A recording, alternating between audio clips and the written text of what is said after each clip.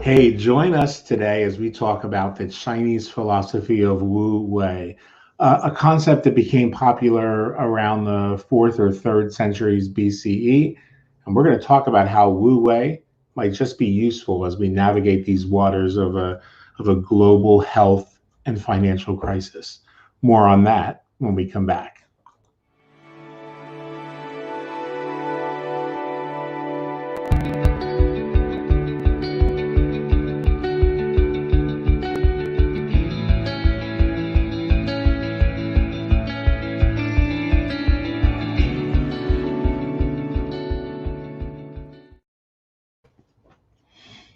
Hey, welcome back, everybody. Dr. John Michael Salvato, the Holistic Mystic, and we are glad to have the chance to start reconnecting with you guys again after such a long pause.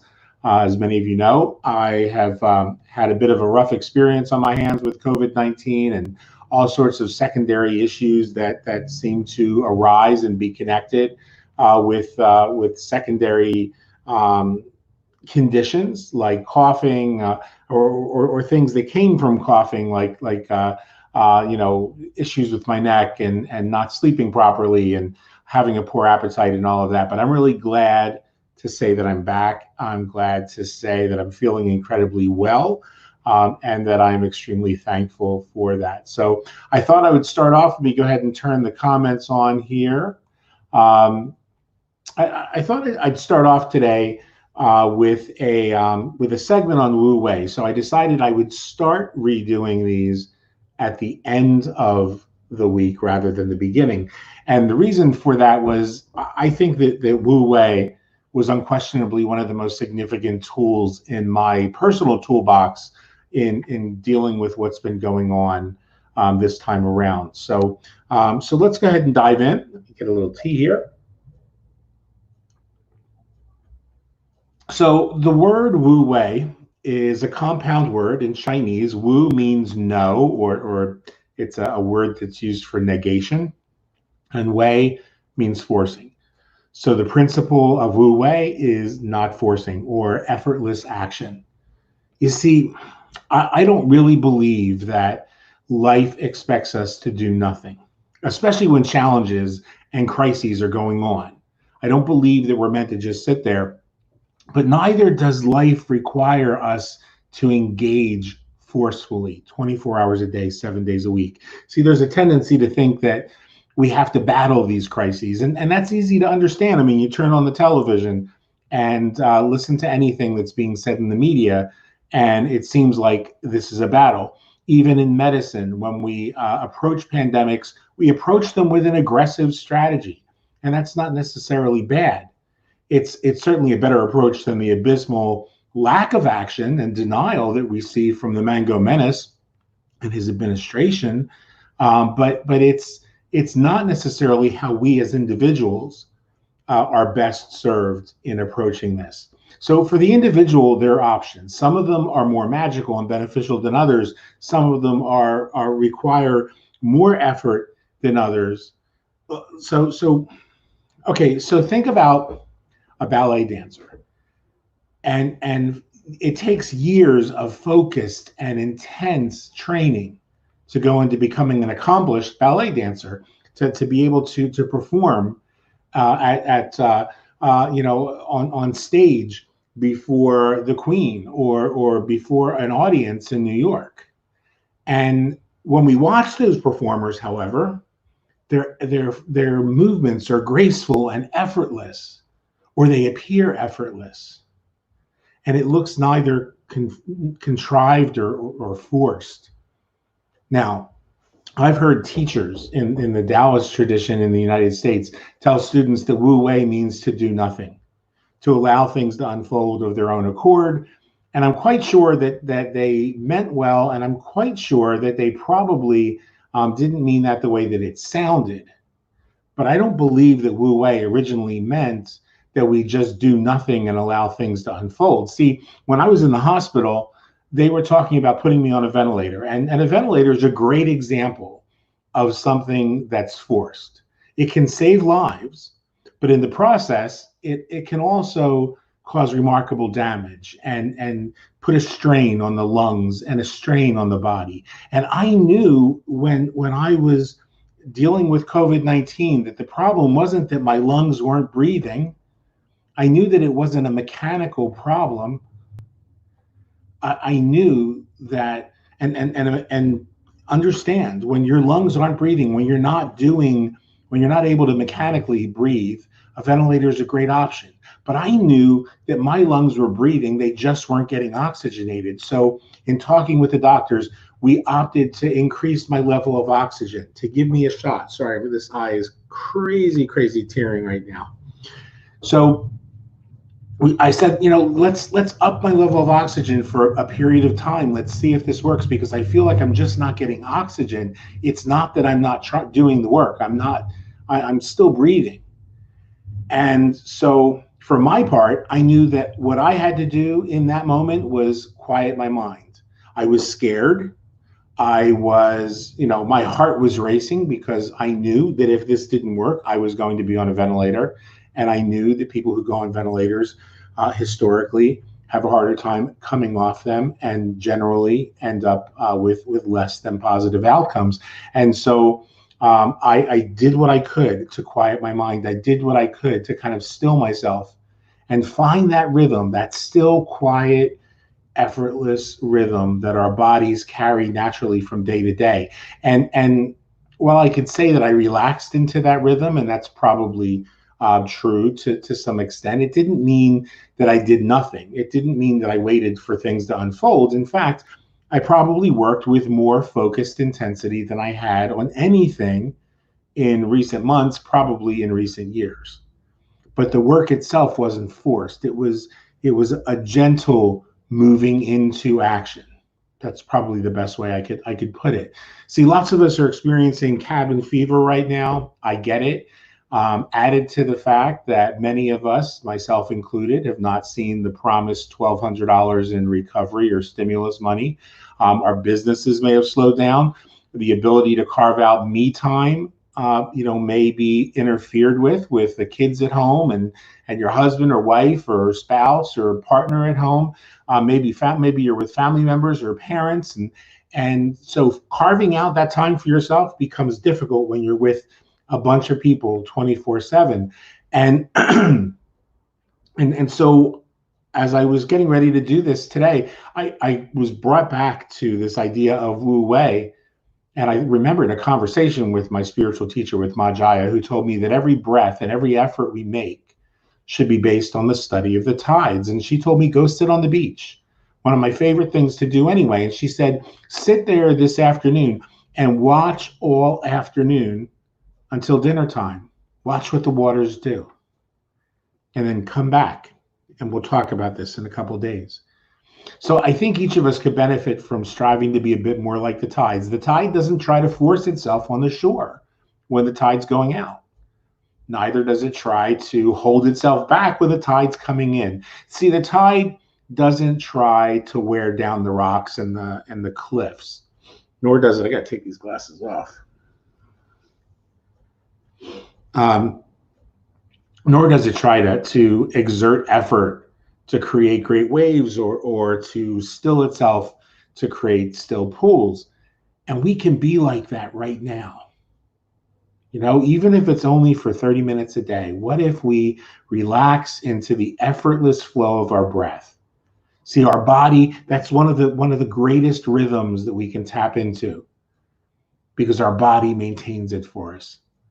Our body breathes in the air, our body breathes out the air. And so what if we just relax into the effortlessness of that breath?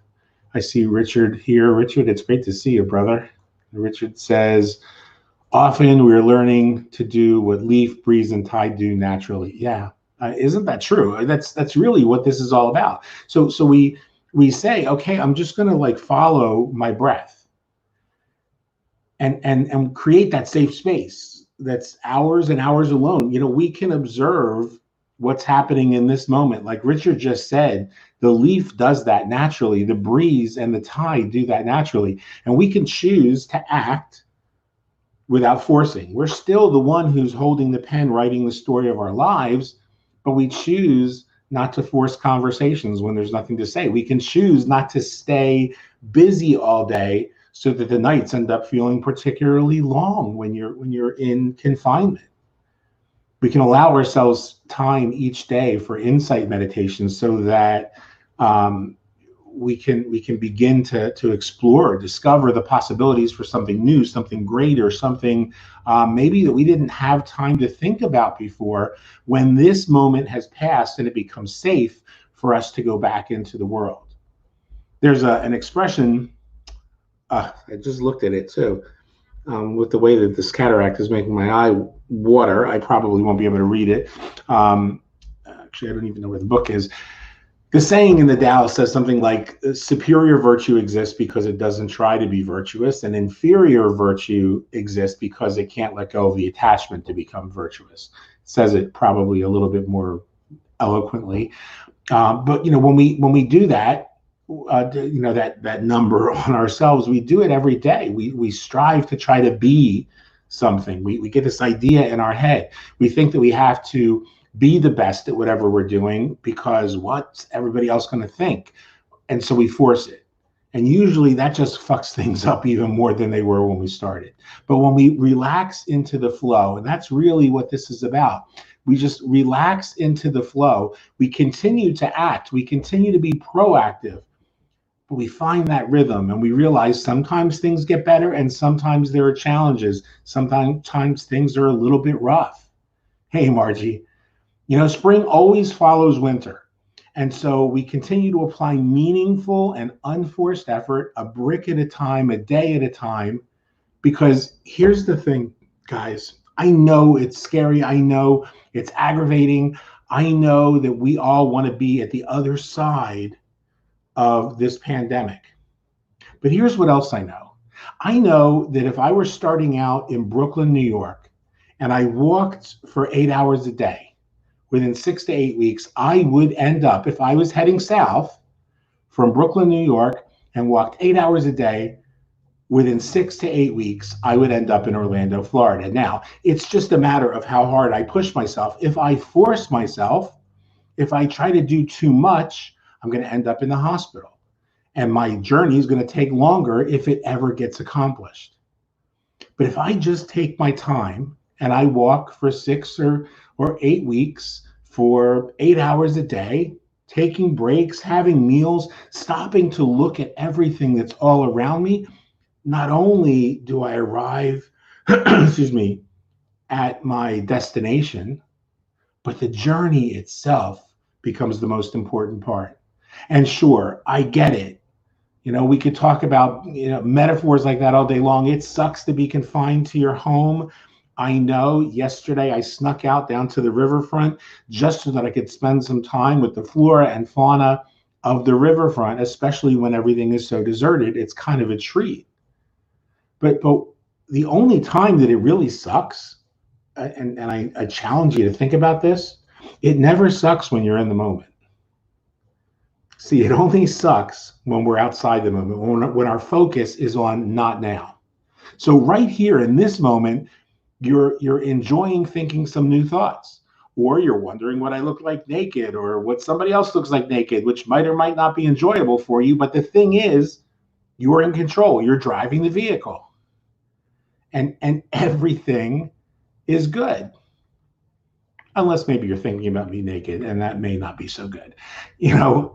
We can allow ourselves each day, allow ourselves just a little carved out chunk of time for insight meditation so that we can discover those possibilities. We can find out that in this moment, everything's good. In this moment, we can rediscover the magic that exists. There's a great comment that Richard just mentioned. I want to share with you guys. Richard says, great stuff. Isolation does have its own magic too. The eternal moment can be embraced. And that's really what this is all about. I'm so glad you were able to be here with us, Richard and Margie, live. And for those of you that are tuning in, I challenge you to think about it. Maybe take some time this weekend. That's why I decided I would kick this off with the new branding, the Holistic Mystic, and Some incredible stuff we're getting ready to start bringing to in terms of content, bringing to my page and bringing to our work. So I figured I would do it on the weekend because I want you to think about it. Maybe take some time this weekend to bring this philosophy of Wu-Wei into your experience of whatever the weekend happens to hold. And always remember, when things start to get really shitty, when you start to get stressed, it's only because you're not right here in this moment. The eternal moment, as Richard said, can be embraced. And in that moment is magic. In that moment is potentiality, is options and opportunities. Things are changing so quickly and so incredibly in my own life. And it's only because I've been forced to slow down and to remember that philosophy of Wu-Wei, of not forcing. Because I was busy busy trying to force myself to work with a company whose founder and president I wasn't in alignment with. Was forcing myself to try and keep up a schedule that was just unrealistic. And so all of this happened, and it forced me to stop forcing. And I want that for you. So I hope this has been a great way to start your weekend off. I'm going to actually be taking a little bit of time myself. Ashe to you too as well, Margie. So thrilled to see you and thrilled to see that. I really like that. Well, my glasses suck. I really like that face mask. I hope that you guys will, as we say at the end of all of our broadcasts, return to the moment, because that's where the power is. That's where the power's always been. To fill that moment with gratitude, because that opens the door for the abundance that's waiting for you, for the potential to create new things. That's where the power of recognizing you're the one holding the pen that's writing the story of your life exists. And when you do that, you can remember that the best is yet to come. We'll talk to you guys soon.